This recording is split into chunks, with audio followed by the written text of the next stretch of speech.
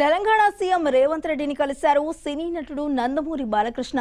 హైదరాబాద్లోని సీఎం రేవంత్ నివాసానికి వచ్చిన బాలకృష్ణ సీఎంను మర్యాదపూర్వకంగా కలిశారు. బాలకృష్ణతో పాటు బసవతారకం క్యాన్సర్ ఆసుపత్రి ట్రస్ట్ సభ్యులు ఉన్నారు.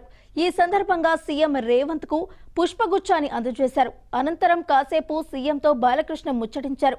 సీఎంగా రేవంత్ బాధ్యతలు తీసుకున్న తరువాత బాలకృష్ణ కలవడం ఇది రెండవసారి. అంతకుముందు గతేడాది డిసెంబర్లో తెలంగాణ సచివాలయంలో సీఎం రేవంత్ ను బాలకృష్ణ కలిశారు.